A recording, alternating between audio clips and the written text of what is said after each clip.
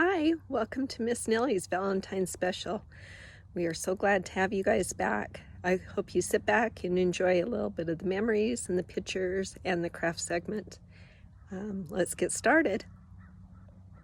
And they're done. We just added some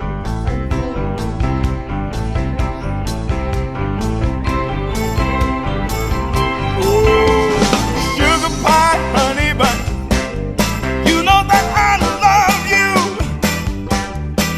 I can't help myself. I love you and no. And she's so busy putting batteries in. Smile.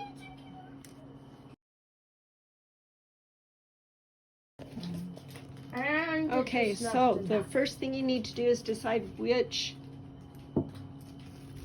container we're going to use, like this one or this one. So I'm going to use this one, and we're going to put the string of lights in that we got at the dollar store. No need to pay oodles of money. You can get them for $1. No. There's red, there's clear, there's even heart-shaped ones. Shiley has the heart-shaped ones. And once you get them in, you're going to want to just barely tack right here with some glue to hold them still. We'll be right back. Hold on. Okay, Daryl's fishtailing Brady for her mustache beard for the gnome. And Shiley's doing a full one for Chanel's.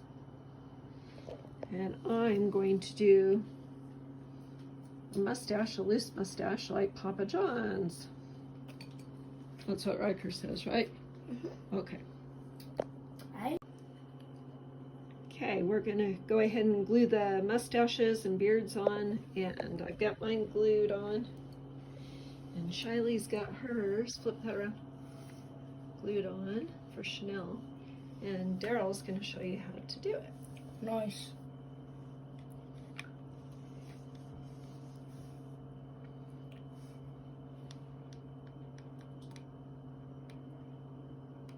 Just put a little bit of glue back behind. And glue it on and hold it for a second, because with the weight of the mop head and even the regular fur, it will probably pull away unless you'll hold on to it.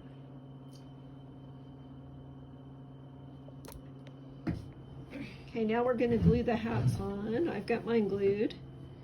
Daryl's got hers glued, and her fingers too. No. She's waiting for it to set up. We're going to do Shiley's next. I'd be sad if that did happen. Okay. She's going to do a brim on hers, so she's just tacking it as she burns her fingers. Yeah. It's pretty nice. Cute. Okay. Once that sets up, she's going to put it on Mr. Gnome Man. I'm scared of glue guns. Well, don't play with the glue guns. You'll burn you. This is like resting on my leg. Yep. Okay. Here he goes. Okay. So the idea that I found that works the best on these is up on top where you glued the beard or mustache. If you'll run a bead of hot glue right there and then put the hat back on. A whole bead, a strip.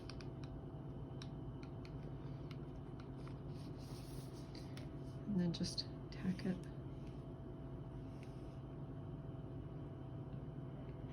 It smells like And then hot glue. once that dries, then just tack here and here. And then we'll be back to show you how to pleat the rest in the back to make it stand up. Okay, so on the back side, you're going to want to take it and pinch it and glue it that way, and then glue it over. Move your fingers, Shiley. And you'll have that little flap you'll glue in, which will cinch it clear around your jar or your cup, whatever you're doing, or vase. I had that idea. Do the vase. And let it dry. Okay, we're gonna glue the noses on, and like I said, I've got wooden 1-inch rounds that I got. You can make them out of material or whatever. So if you're gonna glue it somewhat to the glass and the mustache or beard. That will hold it in place. It takes forever for them to set up, so just hold it in place. And then in the meantime, Daryl's already decorated with some of the foam and the heart. And Shiley has put a pom-pom on. We still need nose on yours. Nose there. Shiley, you should have made this a YouTube We'll be back video to on see your what all channel. 3 of them look like. And they are done. We just added some fun foam stickers. You can decorate them however you want. You can add flowers. Turned on the lights with batteries, and look how each one has their own attitude. Just like Riker. That's sometimes weird.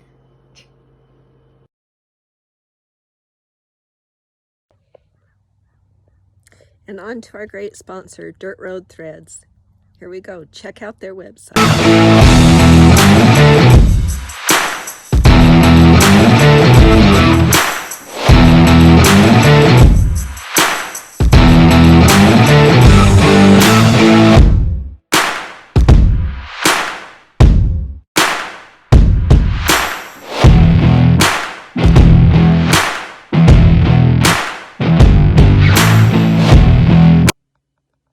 Hi guys, our Valentine's special is going to include some stories of family members and pictures, and a quick clip from a child of mine, and a few love stories. Isn't that what Valentine's is all about? So let's start off. Personally, I am from both sides of the county, west and east side. My father was from east side. He was a Millard Eagle, and my mother was a Delta Rabbit. And they actually met at my dad's ex-wife's house and became friends. And eventually they fell in love and got married. And I was the result of that.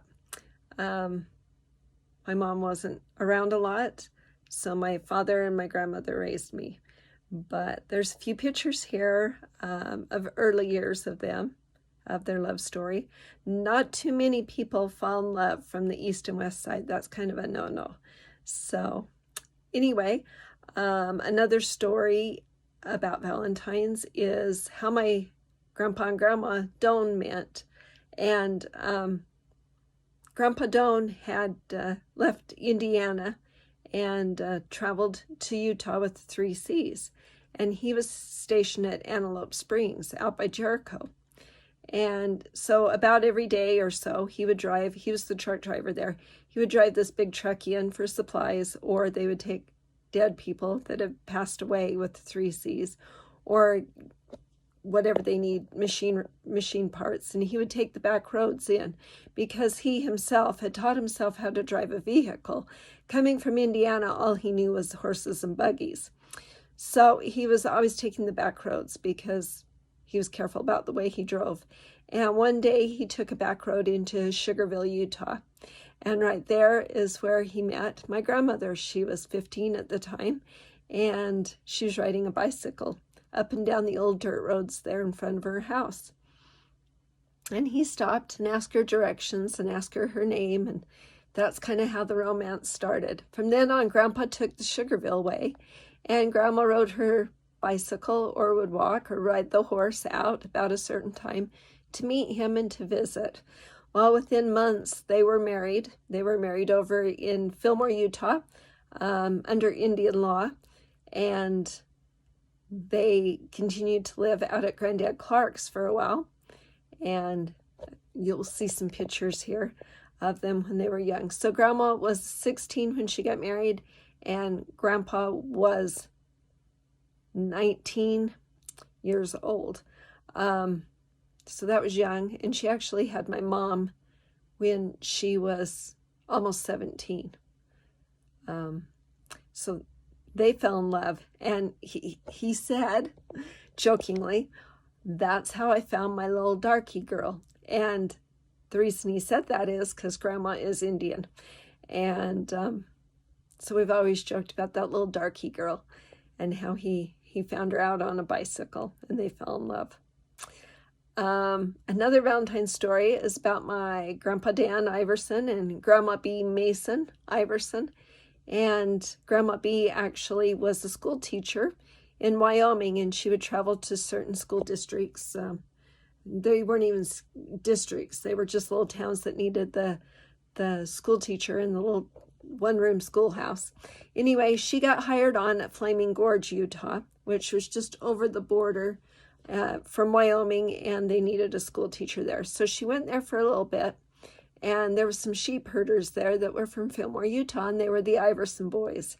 There was Dan and Don and Elm, and anyway, they were all there sheep herding, and they went to dances, and they saw this little red-headed school teacher named Bee. And actually, it was Uncle Elm that hit on her first, and she kind of had her eyes for Grandpa Dan. And they danced one dance, and that was it. He actually married her in Green River, and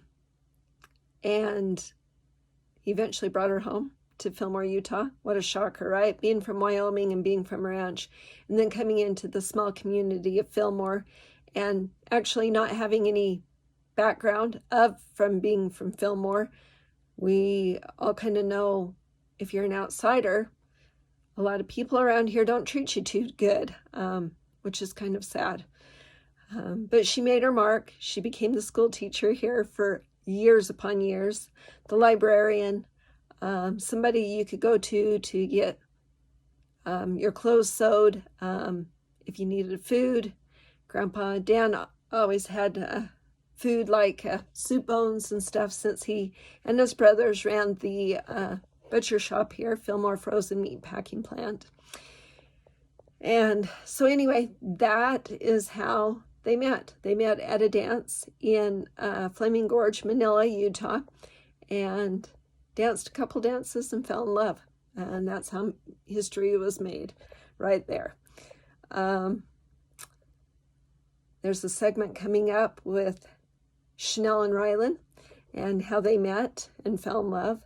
And I'm trying to think if there's any more stories that we needed to tell on my side. On John's side, his mama and daddy met and fell in love. And there's pictures right here attached that are just darling. And actually, I just got them from cousin Larry the other day, and they mean a lot. They are just darling of John and Claudine and their little love story and how they created their family. There's a story about Joseph Jefferson Clark and his little Indian maiden. He married a little Cherokee girl, and his father actually married a Cherokee girl also. His father and his father's brother, so his uncle, both married two sisters, Zerelda and Matilda Matlock, and they were Cherokee.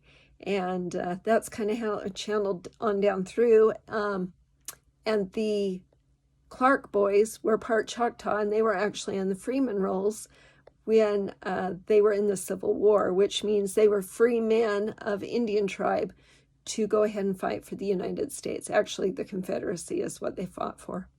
So these two Indian maidens that were on the Chollatiers actually ran away from the Chollatiers, so they were considered deserters, and they hid in the caves of Arkansas. And these two boys actually met up with found these girls, and eventually they both fell in love and married these two Indian maidens. And that's how it carried on through. Now, their mother, Zerelda and Matilda's mother, was actually Minerva Matlock, and she was considered a shaman, a tribal hierarchy.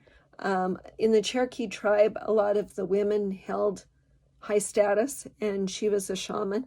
And so she actually could rule her own lodge. And so there's a lot of things written about Minerva, and that's how it kind of channeled on through. And then we've got Minerva's mother and grandmother. I've got genealogy on those. So anyway, attached is a picture of Grandpa Clark and Grandma Clark when they were first married. She's pretty. You can definitely tell she's Indian. Grandma Nellie Iverson, Grandma Nellie Kelly Iverson, she was a Kelly, so Kelly Mercantile, and Grandpa Charlie met years ago, and Grandma Nellie actually, her family come from Ireland, and Grandpa Charlie's family actually came from Denmark, and he found this gorgeous dark-haired girl with curly hair and blue eyes, and Grandma Nellie was actually Black Irish, and just a spitfire, and he fell in love with her. And if any of you know the Iversons, there was quite a few children there, and they sincerely loved each other and stuck by each other through the years, forever through the years as they grew old. What a love story there. There's a picture attached also. So just a few little love stories here. Let's listen to Ryland and Chanel and what made them fall in love with each other, and enjoy this.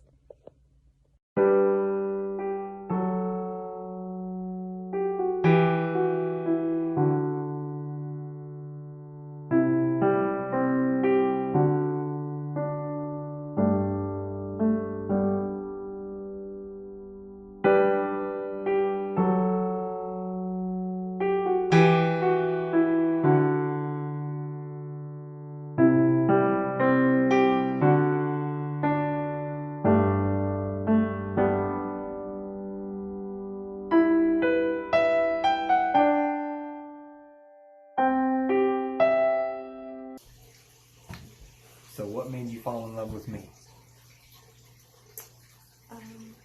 Well, I had a crush on you since middle school, and then you later on came back into my life, and I avoided you like the plague, because I didn't want to get into another relationship, but I think what made me fall in love with you was how kind and accepting you were of me. You didn't ever judge any of my opinions or wanting the things that I wanted to pursue in life or do. That's what I'm here for. I think I fell in love with you. It was really a long time ago, actually. Really before I met you. I'd had a dream about you when I was young, of you in your wedding dress. It's kind of creepy how accurate it actually was when it came right down to our wedding. But I think for me it was when you guys first decided to hire me on. I knew you had some health problems, so I just kind of tried to hide while you were gardening and make sure you're okay. But I was always drawn to you because you had such a strong, what do I want to say? There's just a strong nature about you. I was always drawn to it. And then, watching you garden and raise animals and train horses and everything. I knew you could take care of yourself. So, you didn't need me. It was just I'm here for you, and I always will be. I've always loved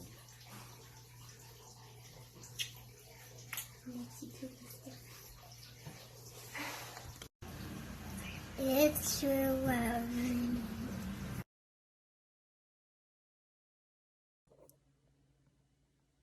And now a word from our sponsor, Curly's.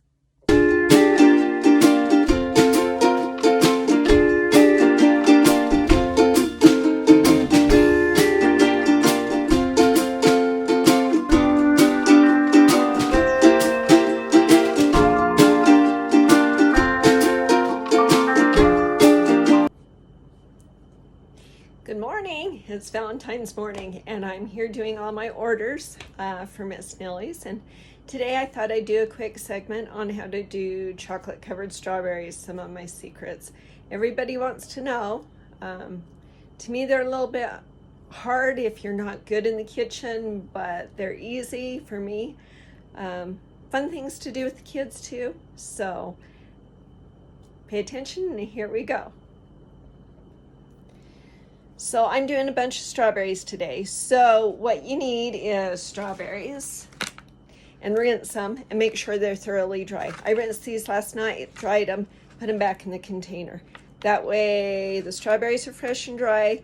If you do it otherwise, the chocolate will slide off the strawberry, and they'll go gooey inside also. So I'm doing a bunch of strawberries, but if you want to just try it out, just get one bundle and a bowl you can melt the chocolate in. I don't melt it in a pan, we microwave it. So a good safe bowl, some wax paper, some sprinkles of your choice, and then you can choose what kind of chocolate you want. I like to get the melting chocolate. You can get them in chips or bars.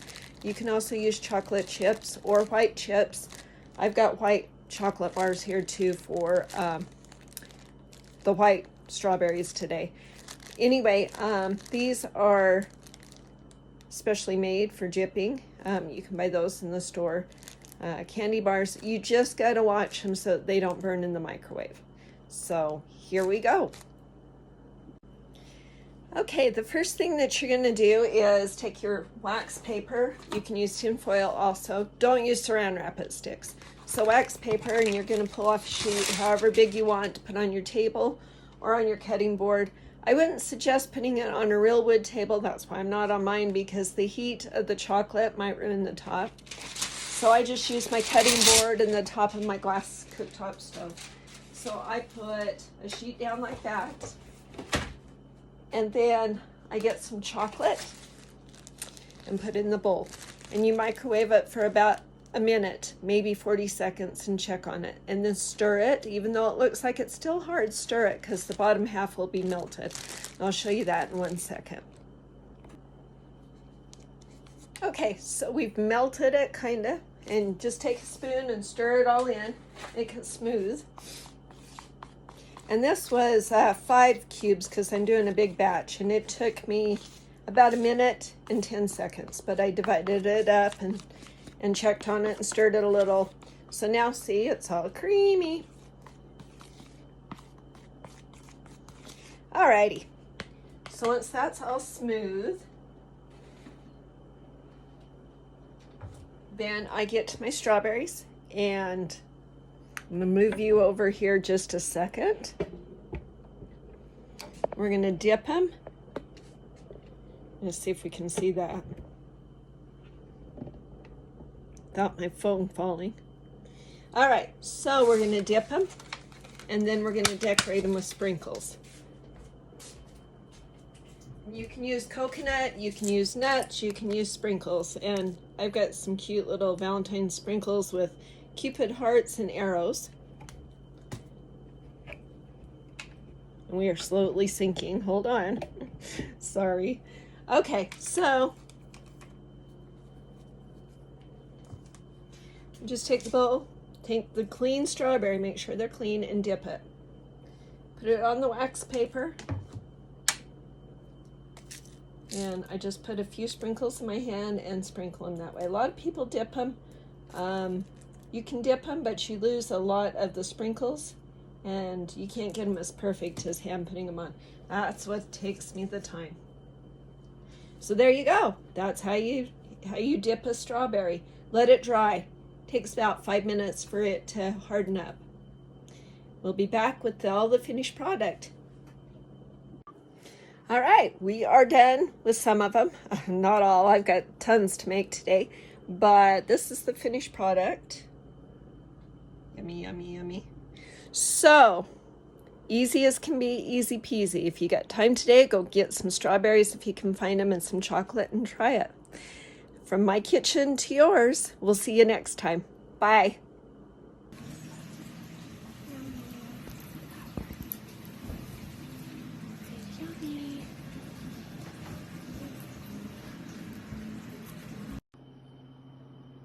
Yummy. They say nothing lasts forever, but they ain't seen us together or the way the moonlight dances in.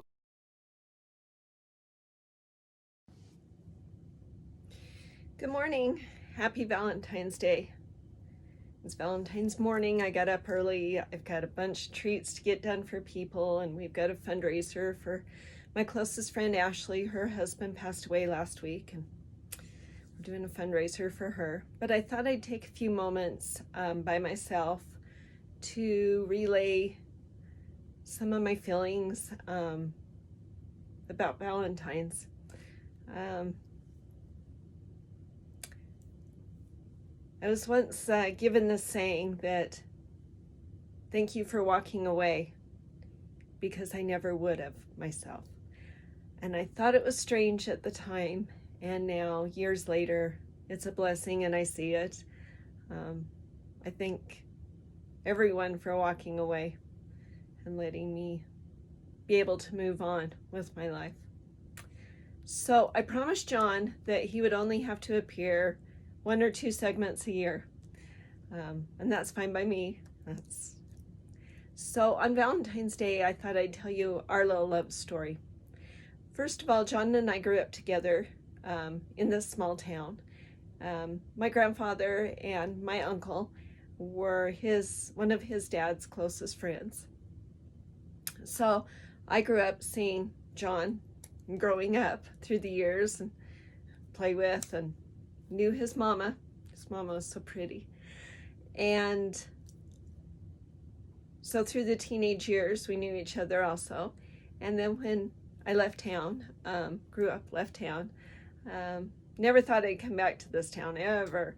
You always say that. 30 years later, I came back, and I happened to get a job at the local restaurant as a cook, trying to start over after a divorce, and certainly wanted no part of a man.